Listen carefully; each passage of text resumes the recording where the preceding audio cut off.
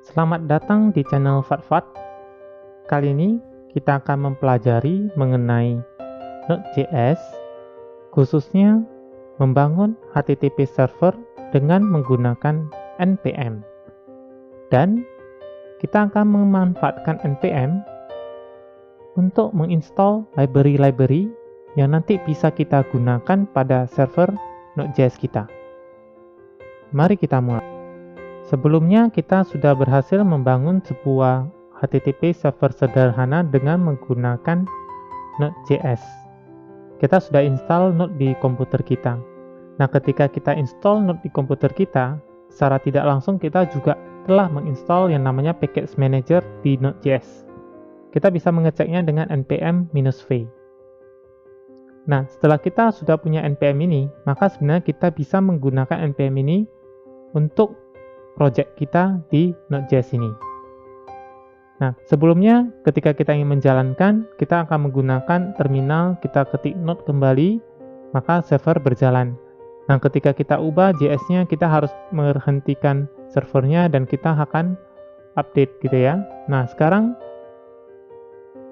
supaya bisa update. Nah, sekarang kita akan mencoba bagaimana supaya kita tidak selalu menstopnya gitu ya. Nah, ini kita stopkan karena ada perubahan.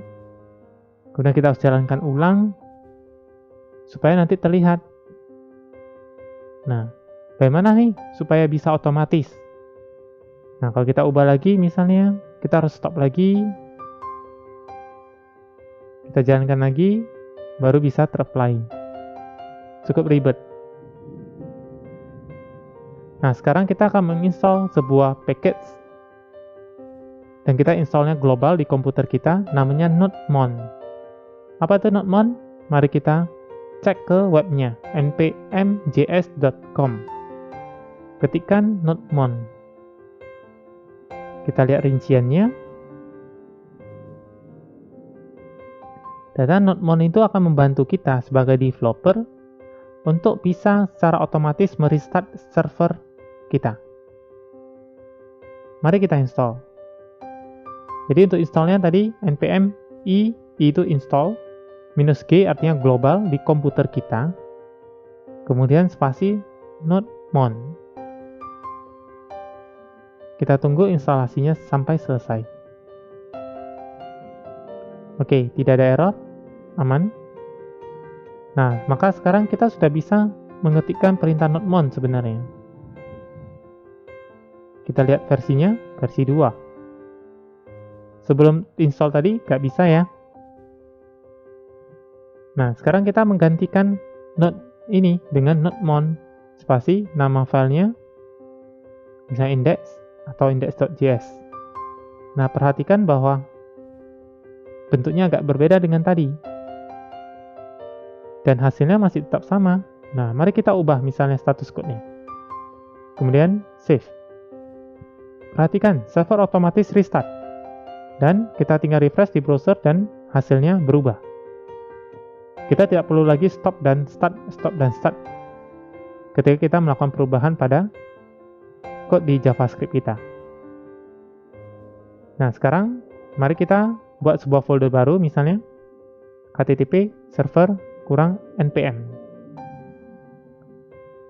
Oke, rencananya kita akan membuat sebuah project Node.js di sini.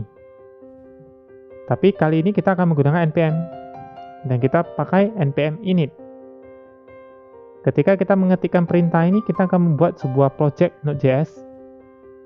Akan ditanyakan nama package-nya apa, enter saja kalau sama. Oke, enter. Deskripsi, silahkan diketikkan kira-kira ini apa.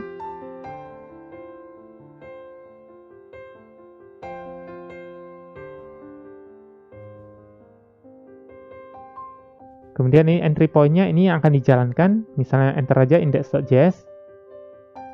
Untuk tes git-nya kosongkan saja, nggak apa-apa untuk sekarang. Silahkan tuliskan nama Anda di sana. Nah, nanti sebelum kita oke kan, dia akan kasih preview isiannya seperti apa. Nah, nanti kita masih bisa mengubahnya, jadi jangan khawatir. Oke kan aja. Ketika kita selesai, maka muncul sebuah file baru namanya package.json yang isiannya itu tadi yang kita masukkan. Nah, package.json ini sangat penting untuk HTTP server di Node.js. Nah, karena mainnya adalah index.js, maka kita buat lagi satu file index.js itu harus di dalam folder HTTP server npm ya. Makanya aku klik and drag, pindahin. Oke, pada satu folder yang sama. Nah, kali ini kita sudah bisa mengisikan script dari Node.js-nya.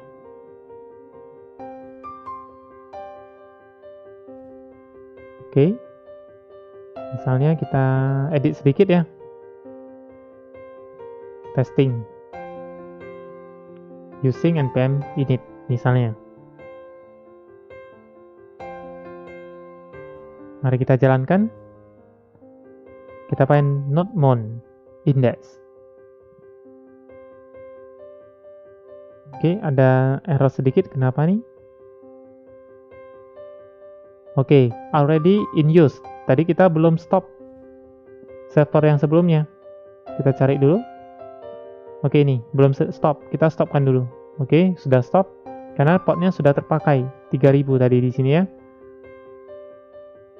Kita jalankan kembali. Oke, berhasil. Jadi untuk port yang sama itu hanya bisa ada satu server yang berjalan. Oke, pas ya. Sekarang testing using npm init.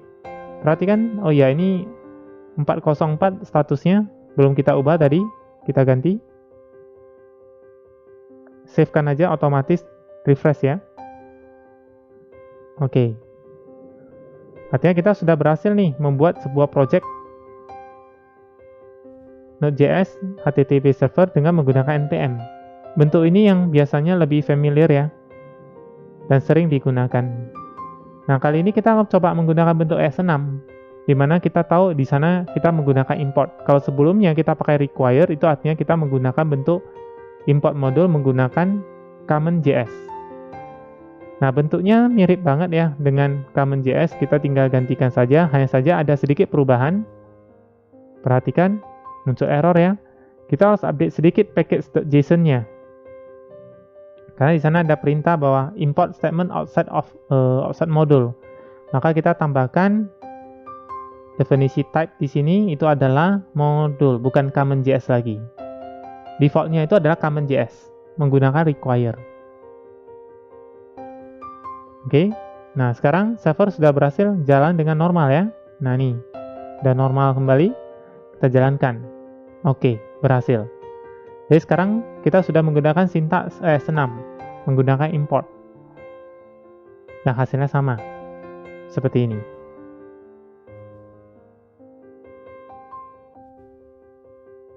Oke. Nah, berikutnya mari kita coba install sebuah package gitu ya di dalam project kita saja yang berlaku di project kita. Nah, nanti semua yang terinstall itu akan tampil di package JSON. Misalnya kita install yang namanya Express di sini. Caranya npm spasi i spasi express, dan kita buka lagi webnya, kita cari tahu apa itu express. Klik saja informasinya. Nah, di sini ada diinformasikan ya. Oke. Itu adalah sebuah library framework, sebuah framework ya yang memiliki banyak sekali fitur. Nah, ini yang nanti akan kita pelajari lebih lanjut. Nah, pertanyaan untuk installnya kita tinggal npm spasi i spasi nama modulnya, enter aja, nanti di download. Kita tunggu saja sampai selesai. Nah, kalau sudah selesai, perhatikan di package JSON-nya sudah ada tambahan di bagian dependensi dan ada folder baru yang namanya node_modules. Isiannya tolong jangan pernah diubah. Biarkan saja. Nah, kalau sudah seperti ini artinya kita sudah berhasil ya menginstal sebuah node modul atau kita menambahkan library tertentu di project Node.js kita. Nah, nanti kita akan di video berikutnya kita akan mempelajari bagaimana menggunakannya. Oke, sekian untuk kali ini. Terima kasih.